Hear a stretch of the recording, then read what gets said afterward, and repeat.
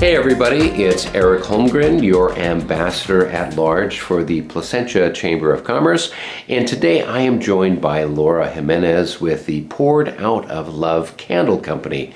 How are you doing today, Laura? I'm well, how are you? I'm excellent, thanks. And tell me a little bit about your candle company. How did you get started in this? Okay, so about the beginning of 2020, when we were staying home a little bit more than usual, I noticed that there was a lot of mosquitoes around the house. And so I bought some citronella candles and I noticed that they were giving me a little bit of a headache.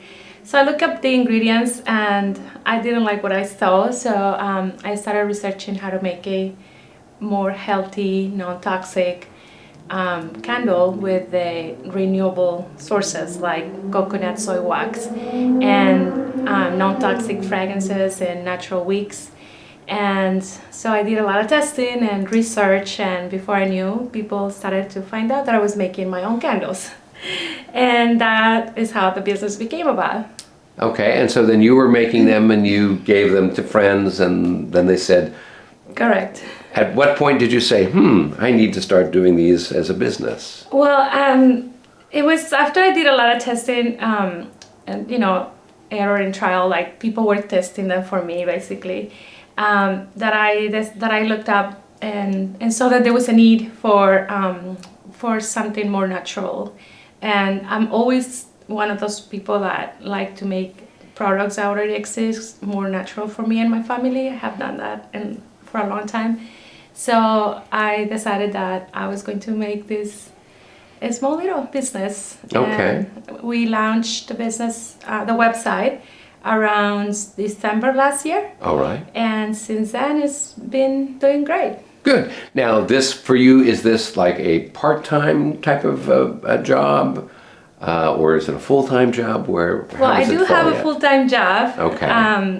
I'm a salesperson for a stunt company, but I also do this on the side, and it's a dream of mine and my husband to become a motor in independent. There Yeah. you go.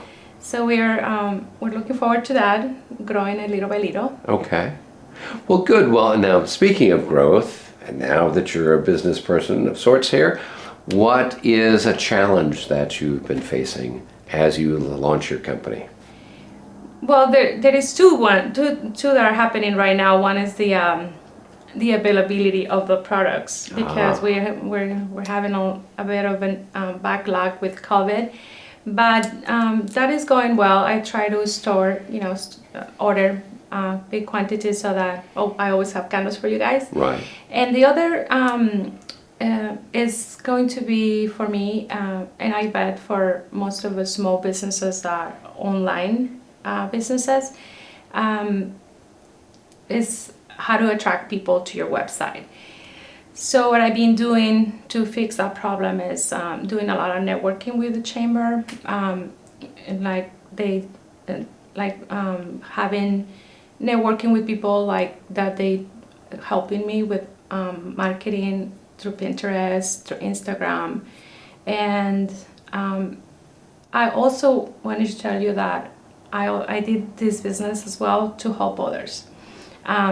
I just did a fundraiser for the Safe Rescue Team in Huntington Beach, where I got my, where I adopted a puppy. Okay. And that gave a lot of hits to my website, and I also was able to give them back, from the purchases in the store. Right. So it sounds like right now you're having success with doing actual person-to-person type of networking at different chamber functions. You were at the pop-up event that we had for small businesses, I think. Yes, I was a few there. Months ago. I was also at the Taste of Placentia. Okay. Yes. So those are ways then you get out in front. And then now this one that you did with the fundraiser, so you donated candles, was that the idea? Or how did you participate in the fundraiser for your rescue group? I donated 30% of the purchases to them. Okay. Yeah, so that is a way that I'm helping them, and they also helping me, get a little bit more presence on groups that I'm more likely not being Right. able to. But I like to do fundraisers for not only rescues, but for any other organization that will be in need. Right. That's another tool that I use my personal small business to help the community. Okay, that sounds very good. And of course, with what you have for sale, since it is a product that you actually have to smell Yes. to appreciate, that must make it sometimes a challenge then to come across just from a website where you can't get that. They don't have a scratch and sniff on your computer yet. Yes, so on the website, I tried my best to describe what you're going to be expecting out of the candle.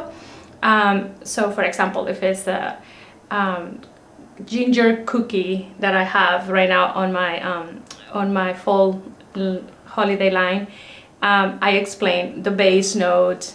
Okay. So the candles have 3 notes. It has the initial note, which is what you smell when you're out of the bottle, and then when it's burning, the very first layer gives you the very first, like, the ginger, Okay. right? And then when it acquires a full melt pool, which when you see almost liquid, like an inch or Right. so, that is your middle notes, which is the spices, the cinnamon, Okay. and then your bottom notes, which can be the vanilla, and they all combine when they're melting, the beautiful smell that comes out of the candle. Okay. Yes. All right. So then when you're describing it on your website, you kind of talk about it in that particular way. Yes, correct. So I will describe, like when also candles or scents trigger your emotions in a way, and your memories. Right. So I try to put in the description like what this smell reminds me of. So I will probably start with when the description comes, I will say this reminds me of making cookies with my grandma, or on the holidays, Right. or Christmas morning, or things like that people will relate to, and that way they will make a better decision on acquiring that candle with that scent. Okay. Well, that sounds very good. That's very interesting because I didn't really know about all the subtleties of the smell of the candle. And it's mostly because I'm a stinky guy and I'm not that interested. But it sounds really more, it's almost like wine tasting, the way you're putting it. Exactly. It has a little bit more sophistication. You get this note and this note. So very cool. Also, Very cool. there is a lot of things about candles that we don't know. Even before I make the candles, I didn't know about how to trim your wick. Like you have to trim your wick to be like a quarter of an inch, so it doesn't create that sooting. And then so it burns evenly. And then after you burn your candle for 2 to 4 hours max. That's another mistake that we made. We let it just be there for 8 hours, and Right. that could be detrimental for your candle at the end of the day, and probably a fire hazard. Yeah. So when we when you come back the next day to turn your candle again, you should Trim the trim wick. the wick, because when we're using natural cotton on these wicks, it just makes like a little mushroom at the top. Right. So you want to get rid of that mushroom.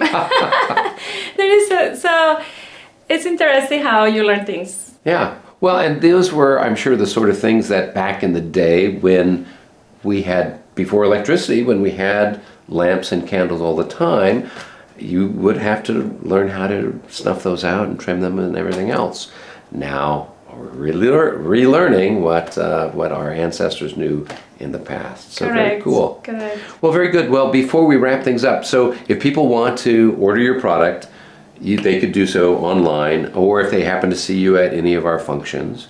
And we'll include a link to Laura's page and website on the bottom of the video. Before we say goodbye, though, is there anything else you'd like to share with the Placentia community? Well, I have had so much support from the chamber and all the members. We very happy that we can bring natural, very beautiful product that can, easy to decorate with candles, right? So that's another thing. And I'm looking for people in the community that would like to be interested on doing a fundraiser. I'm completely open to that. and just visit our website and let us know what you think. Terrific. Well, until our next video, be well.